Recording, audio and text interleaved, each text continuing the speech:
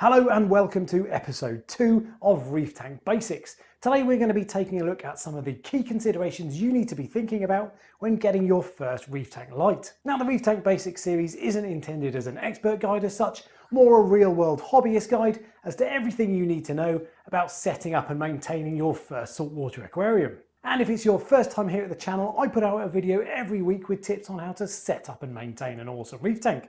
So make sure you subscribe and hit the bell so you don't miss out on anything. Right, let's get stuck in. Now, lighting is usually the most expensive and exciting piece of equipment you'll buy for your tank.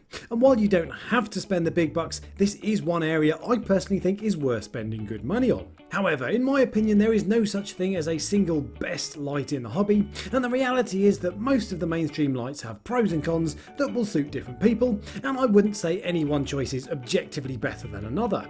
You just need to decide what features are important to you and what compromises you're prepared to make. For your first tank, the brand of light you choose is unlikely to be a significant factor in the health and growth of your corals. So here are what I think should be your key considerations in no particular order. Firstly, while your corals won't care what your tank equipment looks like, you probably will. A reef tank is a piece of furniture at the end of the day, so if it's important to you that the light looks slick, don't let anyone tell you that's not a key consideration. Beauty is in the eye of the beholder, of course, so it's up to you to decide whether you like the look of a panel of lights over your tank or a small sleek square. Although I think most people would agree that panel lights like the Evergrows and Orphec I have aren't as pretty as minimalist lights like Kessil and Radions. And a light with a mounting arm that fixes to your tank will appeal to some more than a light that you can only hang from your ceiling. So you can see that form factor was one area I personally was prepared to compromise on. And that's partly because I don't like the shading you get from LEDs with a single source of light. Rather, I prefer every inch of all of my corals to be illuminated, so panel lights suit me better. But plenty of people do like the effect of one point of light, so try to check out both options on YouTube or ideally in the flesh and see what you prefer the look of. At this point, it's worth noting that different lights also give different spread patterns. My panel lights give strong par levels directly underneath the LEDs, but very little to the side. Whereas lights from the likes of Red Sea, Kessil and Aqua Illumination give a much wider light spread. So if you want to keep corals throughout your tank, choose a light that has better spread or be prepared to buy enough panels to cover more of your tank. The next consideration is the way the lights make your fish and corals look. All lights give a slightly different look to your aquarium, and the three main areas lights differ are shimmer, white colour and blue colour. White colour probably has the least variance between brands, and you can achieve a crisp white or a more muted white-blue light with most LEDs. The blue colour though does vary a little more between brands. If you like the radioactive fluoro Chernobyl effect, you want to look for a light that has a royal blue channel, which for all you spectrum buffs is around 450 nanometers. To achieve that effect, it's important that you can set the light to have only royal blues on, as other colour LEDs in conjunction, even blue or ultraviolet, will dull the effect. But equally, if you don't want the intense uber fluorescence, a light with fewer royal blue LEDs or more other blue spectrum LEDs will be more suitable for you. Good examples of these are the Evergrow units I have compared to Kessil lights. My Evergrows give the full-on acid trip blues that make your corals look mental chicken oriental, which you'll enjoy if you are a lighting chav like me. Whereas if you're the more sophisticated red wine drinking type, Kessils give a more subtle effect that still achieves nice fluorescence but without ramming it down your throat. Shimmer is the other area that can vary significantly between brands, and this is a very personal consideration.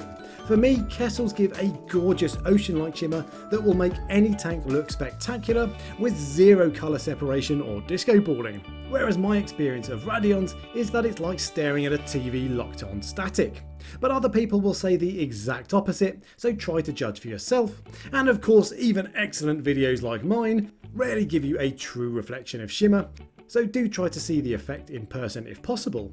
The final consideration for lighting is budget and features. Some lights have sexy apps that allow you to control your lighting schedule through your phone or your computer, while others have much more basic control.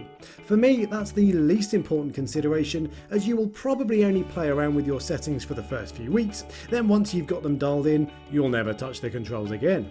But more expensive lights do tend to have more advanced features and stronger output.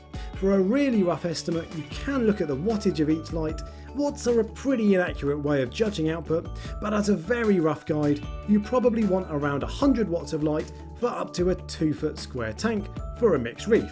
But a far better way to gauge the size you need is to watch the BRS TV videos on the light you like the look of, as they have spent hours geeking out on PAR and spectrum levels, so we'll be able to tell you more accurately what you need. If you have a PAR meter like a Senai Reef, you can test the output of your lights to make sure it won't scorch your corals. But if, like most people, you don't have a PAR meter, just start your lights at around 30% intensity and bump them up gently over time. Corals will be absolutely fine at lower light for extended periods, but can bleach and die in a matter of hours if the light is too strong. And you'll be surprised at just how powerful some of the LED options on the market are at relatively low intensity levels. In terms of budget, as with most things in life, you do get what you pay for with lighting, and my opinion is that really cheap lights will be pretty awful. I recently tested the cheapest Reef Tank LED on Amazon, and it was truly abysmal. But at the same time, a second-hand LED from the likes of AI, Kessel or Radion will be absolutely fine, and you really don't need the very latest model, which won't offer you any significant benefit over last year's model. And lighting is probably the one piece of equipment people change most often, so avoid sinking too much cash into your first light if you can. Now at this point, some of you will be wondering why I've only mentioned LEDs and not more traditional options like T5s and metal halides. Well, firstly, I've had several T5 units in the past, and I only ditched T5s completely in the last 6 months, so I do consider myself a fan, and I'd love to run an SPS dominated tank with metal halide lights only at some point. But I wouldn't mind betting that 95% of new hobbyists prefer LEDs. They look much sleeker, offer vastly superior control, and create coral fluorescence that T5s and halides simply can't achieve. But don't let anyone tell you T5s are no good, and if you research elsewhere and decide that they're the right option for you, I salute you. So finally then, what would I recommend? Well, I'd personally avoid cheap Chinese black box style lights, with the possible exception of Evergrows, which are expensive Chinese black box lights. If you're on a budget, I'd recommend a second-hand AI light. They're the sister company to the most popular light Radions, and will give you 99% of what Radions will give you, but for 70% of the price. And if you have a bigger budget, Kessels will make your tank look spectacular, although I find them to be a little underpowered, so you may need to go up a size or add more units. And for everyone else, the Red Sea Reef LED range is an underrated choice in my opinion. They're fairly inexpensive, give a nice natural shimmer, a pleasing colour, and Red Sea is a much more scientific company than some people think, so don't make the mistake of thinking they won't grow coral.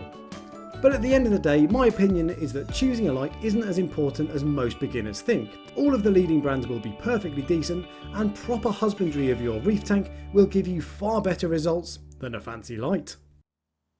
So those are my thoughts on some of the key considerations you need to be thinking about when getting your first light. Now next week in episode 3 of Reef Tank Basics, we are going to be tackling flow, which is one of the most important things for keeping corals. So if you enjoyed the video, give me a thumbs up and subscribe for next week, and until next time, happy reefing.